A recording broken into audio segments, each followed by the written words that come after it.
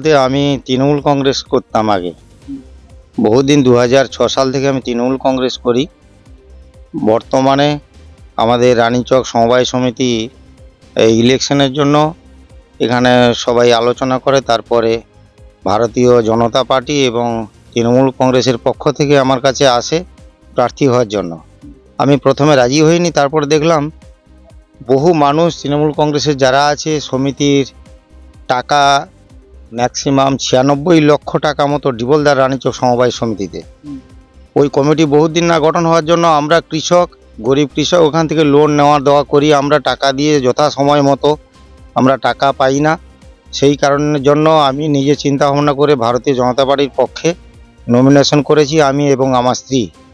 সেই নমিনেশনটা করব বলে খবর পেয়ে কিছু তৃণমূলের লোক, আমি ভারতীয় জনতা পার্টির পক্ষে নমিনেশনটা করেছি আমি এবং আমার স্ত্রী, আমরা করেছি রানীচক সমবায় সমিতিতে। তো আমি এই কৃষক, খুব হতদরিদ্র কৃষক। আমার এই কৃষি করি 5 বিঘে এরিয়া ধরে জায়গা লিজ নিয়ে, আজকের 12 বছর ধরে কৃষি কাজ করি। আমার বাগানে শসা, শিম, বেগুন, পুঁই শাক, মূলো, পালং, বরবটি, টমেটো, এরকম বহু রকমের আনাজ আমি চাষ করে থাকি 5 বিঘে এরিয়া জুড়ে। আমি প্রত্যেক সপ্তাহে 3 দিন করে বাজার থাকে, বাজারে টোটো গাড়িগুলো ভর্তি হয়ে 2 কুইন্টাল 2.5 কুইন্টাল করে প্রতি 2 দিন অন্তর বাজারে মাল নিয়ে যাই। ওখানে কিছু খুচরো ব্যবসায়ী পাইকারি নেয় এবং আমি খুচরো বিক্রি করি বসে।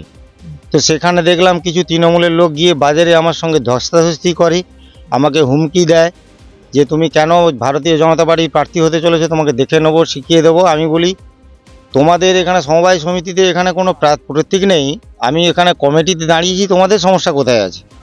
এই বলে ওদের সঙ্গে অনেক তর্ক বিতর্ক হয়। আমি ওদের কোনো কথা না শুনে আমি প্রার্থী নমিনেশন করলাম। আমি আমার স্ত্রী যেদিন নমিনেশন করে আসি, সেদিন নমিনেশন করে আমি নেবে আসার পরে ওখানেও আমার সঙ্গে অনেক তর্ক বিতর্ক হয়, বলে তোমাকে আমরা দেখে নেব। সেই মতো অবস্থায় আমি থাকি।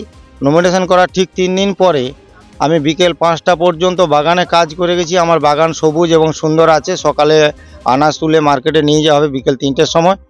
আমি যখন সকালে 8:30টার সময় লোকজন নিয়ে আসি বাগানে আনাজ তোলার জন্য, তখন দেখলাম পুরো বাগানে এমন একটা কোনো মেডিসিন মেরে দিয়েছে, পুরো বাগান আমার লাল হয়ে সমস্ত সেদ্ধ হয়ে গেছে। সেই অবস্থাতে আমি কান্নাকাটি করে দেখে আমি আর সহ্য করতে পারিনি। আমার এই 5 বিঘে জমি, আমি কৃষির কাজ করি। আমার প্রতি পরিবারের 6 জন লোক আমার এই কৃষির উপরে চলে সারা বছর। আমি এই বাগানটা তৈরি করতে ম্যাক্সিমাম 2 লক্ষ টাকা খরচ হয়েছে। লেবার নিয়ে কাজ করি, যেমন আমার পরিবার চলে, 3-4 জন লেবার কাজ করে আমার বাগানে, তাদেরও পরিবার চলে। আমার বাগানের সামনে কেউ আনাজ চাইতে এলে 1 কিলো চাইলে 2 কিলো আমি এমনিতে দিয়ে দিই, পয়সা নিই না।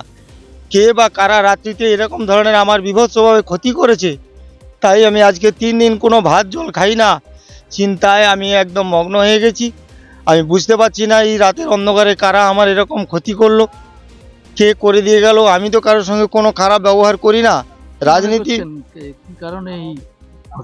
কারণটা হচ্ছে কি, আমি এখন যেটা বুঝতে পারছি, ভারতীয় জনতা পার্টির পক্ষে আমি নমিনেশন করার জন্য আমাকে যে ধমক দেওয়া হয়েছিল, আমার অনুমান যে ওরাই কেউ হয়তো ক্ষতি করেছে। দেখুন, তৃণমূলের রাজত্বে বলার কিছু নেই, ভাবারও কিছু নেই। এরা বাড়িতে আগুন দেবে, ফিশারির জলে বিষ ফেলবে, বাগান বাড়িতে বিষ প্রয়োগ করে মারার চেষ্টা করবে। কারণ এদের একটাই কাজ হচ্ছে যেন তেন প্রকারেণ ক্ষমতা দখল করা। সুকেশবাবু সামান্য একজন গরিব চাষি, প্রত্যেক বাজার বারে উনি তার সবজি নিয়ে যান, সেখানটায় তাকে হুঙ্কার দিয়েছে কেন উনি ভারতীয় জনতা পার্টির প্যানেলে রানীচক সমবায় সমিতির প্রার্থী হবে। তাকে দেখে নেওয়ার হুমকি দিয়েছিল। আর কি দেখে নিয়েছে, প্যানেলের প্রার্থী হয়ে যাওয়ার পর তার প্রমাণ হচ্ছে তার বাগান বাড়ির এই ব্যাপক ক্ষতি। এটাই তৃণমূল কংগ্রেস, এটাই নন্দীগ্রাম। তাই 21 সালে ওদেরকে লাথি মেরে তাড়িয়েছে এখানটার মানুষ, আগামী 26 সালেও লাথি মেরে তাড়াবে, ওরা যাই করুক না কেন। আমার নাম প্রলয় পাল। আমরা দল থেকে অবশ্যই ব্যবস্থা নেব। বারবার এসেছি, সুকেশবাবুকে আশ্বস্ত করেছি, আমাদের যতটুকু করণীয় করব। প্রশাসনের প্রতি আস্থা আমরা রাখি না, কারণ চটিচাটা প্রশাসন, তারা তাদের 2 চোখ বন্ধ, দোকান কাটা, তাদের কাছে অভিযোগ আবদার করে কিছু লাভ নেই। সুকেশবাবু করেছে কিনা জানি না, উনি পারলে করবেন, না করলেও আমরা দলগতভাবে সুকেশবাবুর পরিবারের সঙ্গে আছি। তার ক্ষতিপূরণ যতটা সম্ভব আমাদের পক্ষে দেওয়ার আমরা দেওয়ার চেষ্টা করব। ও ভুল কথা বলেছে। ও আজকের 5 বছর ওখানে সবজি চাষ করে, ও তার থাকে, ও তো 1 বিঘা জায়গার উপরে করছে। এই 5 বিঘা যে জায়গার কথা বলেছে, 5 বিঘাটা ওটা ভুল।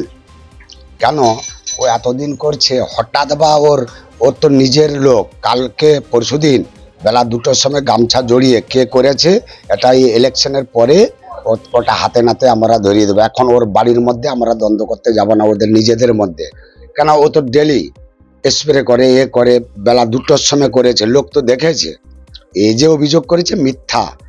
কেন একবারে ওদের কোনো ভিত্তি আছে? ও তো বলছে যে না, আমি ওকে তো বলেছিলাম যে তুই ভোটে দাঁড়া, বলে না আমি দাঁড়াবো না। তারা লোভ দেখিয়েছে, পয়সার টোপ দিয়েছে, স্বামী স্ত্রী দুজন। আর ওর যে সেজ দাদা আছে, দাদার 3 বাপ বেটা 3 জন, এক বাড়িতে 5 জন প্রার্থী হয়েছে। কেন প্রার্থী তো খুঁজে পায় না ওরা। আমাদের একটাই তো শুনেছেন তো, 175 নম্বর বুথে বেগের প্রতিদ্বন্দ্বিতায় আমরা 5টা জয় হয়েছি। ওখানে প্রার্থী পায় না। 13টা ভোট আছে বিজেপির। 13টা ভোটের মধ্যে ওই পল্লীতে আমাদের ওটা শিডিউল কাস্ট এলাকা, 33টা ভোট। 33টা ভোটের মধ্যে 13টা ভোট বিজেপির। আমরা ধরে নিলাম এক বাড়ি থাকেন 5 জন, এক বাড়ি থাকেন স্বামী স্ত্রী 2 জন, আর এক বাড়ি থাকেন 2 ভাই। এই তো তাদের দেখেছেন, প্রার্থী খুঁজে পায় না। যাক, পয়সার লোভ টোপ দেখিয়ে বলে দাঁড়াও, বলে আমরা তো পারবো না জিততে। কেন বেগের প্রতিদ্বন্দ্বিতায় জিতবে, যে আপনার দাঁড়াও। আর যেটা ওই অভিযোগ যেটা হয়েছে ওটা ভিত্তিহীন।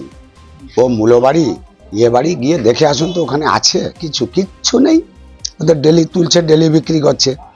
আর কে কি করেছে না করেছে, ওদের বেলা 2টো বাজলেই বিষের ড্রাম নিয়ে গিয়ে ও বিষ দেয়।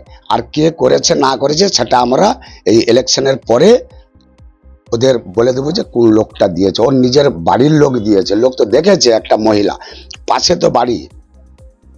বুঝতে পেরেছেন? এই হচ্ছে ব্যাপার। না না না না, কেন? আরে মানুষের মুখে বিষ দিলে মানুষ মরবে, মানুষের পায়খানায় বিষ দিলে মানুষ মরবে? ওটা ভুল ধারণা। মূলা গাছে লোক বিষ দিবে, পালং গাছে বিষ দিবে। হয়তো 1 কাঠা জায়গায় মূলা বাড়ি করেছে, আর ওই মূলা শাক তো আমরাই তো বাজারে কিনে খাই আমরা। সে ব্যবসা করছে, তার জন্য বেকার ছেলে যদি করে খায় তো আমাদের ওতে আপত্তি কোথায়? আমাদের ভিডিও ভালো লাগলে লাইক এবং শেয়ার করুন। কমেন্ট সেকশনে গিয়ে জানান আপনাদের মতামত। আরও ভিডিও পেতে আমাদের চ্যানেল সাবস্ক্রাইব করুন এবং প্রতি মুহূর্তে খবরের আপডেট পেতে প্রেস করুন বেল আইকন।